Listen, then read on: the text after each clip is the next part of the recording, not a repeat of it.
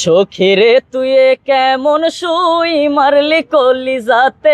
Actually কষ্ট লাগছে।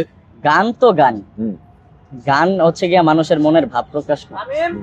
গানের দ্বারা মানুষ মনের ভাব তা তোমার মনে এরকম কি ঠাডাটা পড়ছে? আমার মনে কোনো ঠাড়া ভাই না, আমার একটা কথা আছে। কি কথা আছে? সেটা হচ্ছে আমাদের এই সমাজে অনেক পুরুষ আছে এই ধরনের গান পেলে খালি কান্দে, হ্যাঁ এটা শোনে তাদের আর জন্য। কান্দে, মাঝে মাঝে টিকটক ভিডিও বানায় কান্দা। আচ্ছা, সুতরাং ওর মুখের এই গানটা থেকে হাজার পুরুষের মনের ভাবটা প্রকাশ পাইছে। তো প্রিয় দর্শক, আসলে নারীকে যে ভালোবেসেছে সেখানে সেখানে পুরুষ প্রত্যাখ্যিত হয়েছে।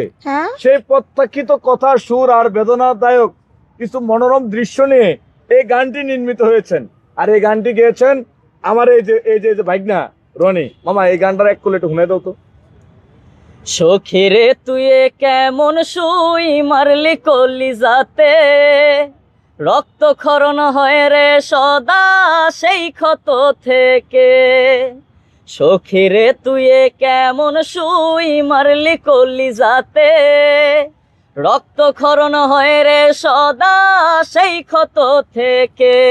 বাহ, তো মামা এই যে দর্শকের উদ্দেশ্যে কিছু বলে দাও। আচ্ছা, আমাদের যারা ভালোবাসার মানুষ আছেন, আমাদের যারা ভিডিও দেখেন, এই যে আমাদের একটা গান রিলিজ হচ্ছে আজকে বিকাল 5টায় কলিজার কত এম মিউজিক ভিডিও ইউটিউব চ্যানেলে। আমি আশা করব সকলে আমাদেরকে প্রচুর পরিমাণে ভালোবাসা দিবেন, কারণ আমরা কষ্ট করেছি যে এতগুলো মানুষ, এই কষ্টের ফল সবকিছু আপনাদের হাতে তুলে দিয়েছি, বাকিটা আপনাদের ইচ্ছা। আশা করব আপনারা সাপোর্ট করবেন, সকলে ভালোবাসা দিবেন। আর হ্যাঁ, এই গান দিয়ে যারা যারা ভিডিও বানাবেন সকলের ভিডিওতে আমরা সাপোর্ট করব, রিপোস্ট করে দিব এবং সকলের ভিডিও ফলোতে নিয়ে যাব। আচ্ছা মামা, এই যে তুমি একটা সময় ধরো গান করতে না, এখন এই যে গান করছো এই যে বৃষ্টির সাথে, হ্যাঁ একসাথে একই প্যাকেজে, মানে একটা কম্বো প্যাকেজ আকারে জনগণকে বিনোদন দিচ্ছ। এটা মানুষের ইচ্ছা ছিল। মানে এটা তোমার, মানে এটা করার কারণ কি? আসলে তার সাথে যে আমার একটা জুটি হিসেবে কাজ করা হবে, আমি কিন্তু এমন ভেবে চিন্তায় কন্টেন্ট ক্রিয়েট করি না। আমার ওর সাথে কি হুট করে একদিন ভিডিও করা, দেন দেখলাম যেদিন আমি ভিডিও করছি এর পরের দিন দেখলাম না ভালো নিতেছে, ভালো ভিউ হচ্ছে, মানুষজন বলতেছে যে না হ্যাঁ এই মেয়েটার সাথে ভিডিও করে, এই মেয়েটার সাথে ভিডিও করে, তোমার সাথে যাচ্ছে, ভালো লাগতেছে ভিডিও করতে। জাস্ট ওইভাবে করতে করতে আজকে। কিন্তু তোমার পাশে অন্য কোনো মেয়েকে জনগণ সহ্য করতে পারে না, এটার কারণ কি? এখন জনগণ সহ্য করতে পারে না, এখন কি বলবো, তাদেরকে কি বলার আছে বল।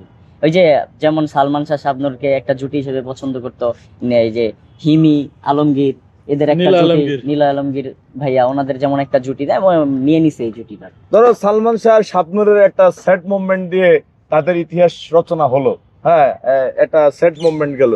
তোমাদের ইতিহাস কি এরকম স্যাড মুভমেন্ট দিয়ে বিদায় নেবে না? ধরো নতুন না না, সে তো আমার ছোট বোন, আমি একটা কথা বলি, সে আমার ছোট বোন, হ্যাঁ, আচ্ছা, তার সাথে আমার এমন কোনো কিছু কোনোদিন